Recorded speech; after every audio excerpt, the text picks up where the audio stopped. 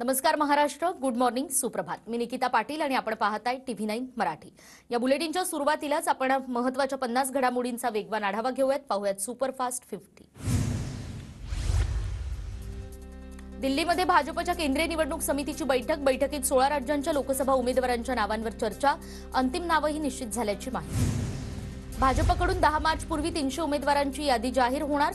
पहिल्या यादीत पंतप्रधान मोदींसह राजनाथ सिंग, अमित शहा, नितीन गडकरी, मनोज तिवारी, रमेश बुदुडी यांच्या नावाची चर्चा. भाजप 3 वेळा खासदार राहिलेल्या उमेदवारांचं तिकीट कापणार. सूत्रांची माहिती. 25 ते 30% विद्यमान खासदारांचं भाजप तिकीट कापण्याची शक्यता, तर भाजपकडून उमेदवारीबाबत 3 टप्पे तयार झाल्याची सूत्रांची माहिती. लोकसभा उमेदवार निश्चितीसाठी भाजपची 6 जणांची समिती. देवेंद्र फडणवीस, चंद्रशेखर बावनकुळे, रावसाहेब दानवे, सुधीर मुनगंटीवार, चंद्रकांत पाटील आणि आशिष शेलार यांचा समावेश. समितीनं लोकसभा उमेदवारांची नावं जवळपास निश्चित केल्याची सूत्रांची माहिती. तर पंकजा मुंडे बीडमधून लोकसभेच्या रिंगणात उतरण्याची शक्यता. प्रीतम मुंडे यांच्याऐवजी भाजपकडून पंकजा मुंडे यांच्या नावाचा विचार सुरू असल्याची माहिती. तर मी भाजपची स्टार प्रचारक, प्रत्येक निवडणुकीत माझ्या नावाची चर्चा. उमेदवारीच्या चर्चांवर पंकजा मुंडेंची प्रतिक्रिया. महाविकास आघाडीचं जागावाटप जवळपास निश्चित. TV9 मराठीला सूत्रांची माहिती. शिवसेना ठाकरे गट 22 जागा लढणार, तर 22 पैकी 2 जागा मित्रपक्षांना देण्याची ठाकरेंची तयारी. काँग्रेसच्या वाट्याला 17 जागा आणि शरद पवार गटाला 9 ते 11 जागा मिळणार. सूत्रांची माहिती. मुंबईमध्ये ठाकरे गटाची 4 जागा लढण्याची तयारी. दक्षिण मुंबई, दक्षिण मध्य मुंबई, उत्तर पश्चिम मुंबई ठाकरे गटाकडे जाणार. ईशान्य मुंबईसाठी काँग्रेस आग्रही. वंचित सोबत आल्यास ईशान्य मुंबई वंचितला देण्याची ही शक्यता. तर उत्तर मुंबईसाठी शरद पवार गट उत्सुक नाही आणि शरद पवार गटानं ही निवडणूक न लढवल्यास ठाकरे गट या ठिकाणी इच्छुक. सूत्रांची माहिती. वंचित महाविकास आघाडी बरोबर आल्यास महाविकास आघाडी अकोल्याची जागा सोडणार. त्याशिवाय वंचितला आणखी 1 ते 2 जागा देण्याचीही मवियाची तयारी. भिवंडीच्या जागेसाठी काँग्रेस आणि शरद पवार गटात रस्सीखेच. भिवंडीसाठी एकाच उमेदवारावर दोन्ही पक्षांचा दावा. भिवंडीचे बाळ्यामामांसाठी दोन्ही पक्षात रस्सीखेच. बीडमध्ये भाजप नेत्यांची गुप्त बैठक. पंकजा मुंडे यांच्या उमेदवारीवर चर्चेची शक्यता. तर दोन्ही मुंडे बहिणींपैकी कोणती बहीण राज्यसभेवर जाणार याची उत्सुकता. मुनगंटीवारांचं वक्तव्य. उद्धव ठाकरेंच्या याचिकांवरील सुनावणी पुढे ढकलली. अध्यक्षांनी दिलेल्या निर्णयाविरोधात दाखल याचिकांवर आता 19 एप्रिलला सुनावणीची शक्यता.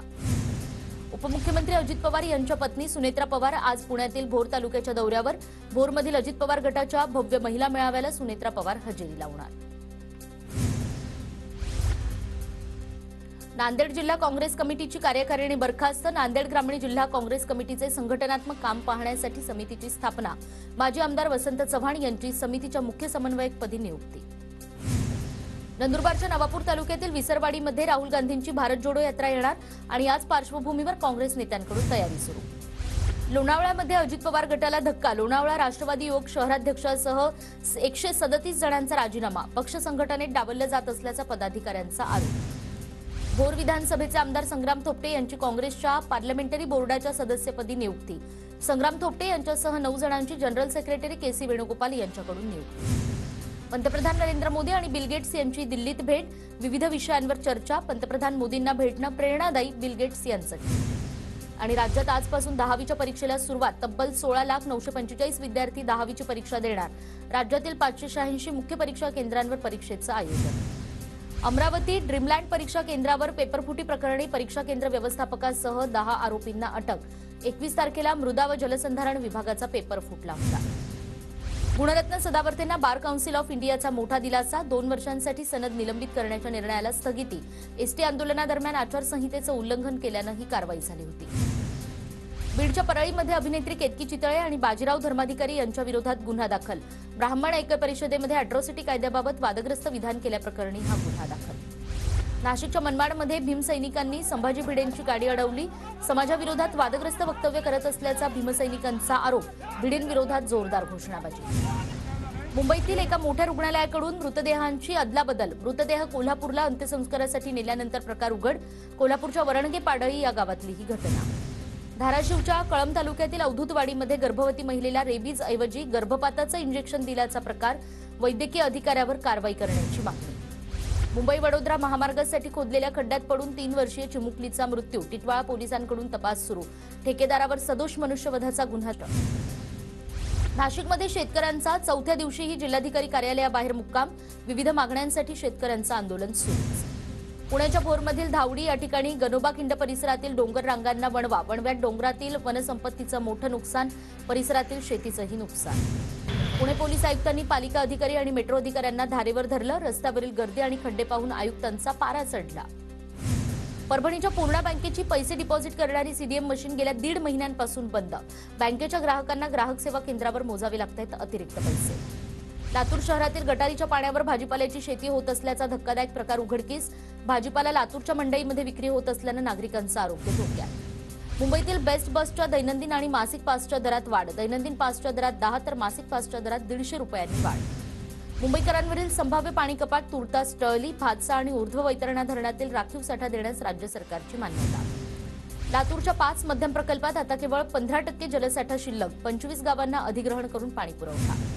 बीडच्या परळीमधील बोरणा प्रकल्पात फक्त 10% पाणीसाठा शिल्लक, पिण्याच्या पाण्यासह जनावरांच्या चाऱ्याचीही गंभीर समस्या। विदर्भ, मराठवाडा, कोकण आणि मुंबईतील 7 जिल्ह्यांना अवकाळी पावसाचा इशारा, तर बुलढाण्यात अवकाळी पावसाचा 39,000 शेतकऱ्यांना फटका। हिंगोली जिल्ह्यात पिकांना अवकाळीचा फटका, गहू, हरभरा आणि ज्वारीसह फळबागांचं मोठं नुकसान, बळीराजा आर्थिक संकटात। बुलढाणा जिल्ह्यातील 39,000 शेतकऱ्यांना अवकाळीचा फटका, 22,000 हेक्टरवरील पिकं भुईसपाट, जिल्हाधिकाऱ्यांकडे प्राथमिक अहवाल सादर। कल्याणमध्ये गुटखा बनवून विकणाऱ्या कारखान्यावर छापा, 3 आरोपी ताब्यात, कल्याण क्राईम ब्रांचची मोठी कारवाई। रत्नागिरी शहरात पाणी टंचाईचं संकट गडद, शहराला पाणीपुरवठा करणाऱ्या श्री धरणात मर्यादित पाणीपुरवठा, मार्च महिन्यात आठवड्यातून 2 वेळा पाणीपुरवठा बंद ठेवला जाणार। बुलढाण्याच्या गारगुंडीमध्ये 4.5 एकर शिवारातील कलिंगड फुटले, शेतकऱ्यांचं लाखोंचं नुकसान। परभणीमध्ये अवकाळीच्या भीतीनं शेतकऱ्यांकडून ज्वारी आणि गहू काढणीला सुरुवात, शेतकऱ्यांकडून सावध भूमिका। साताऱ्यातील फलटणमधील शाही विवाह सोहळ्यात 3ही राजघराणी एकत्र, रामराजे नाईक निंबाळकरांकडून सातारा आणि कोल्हापूर घराण्याचा सन्मान।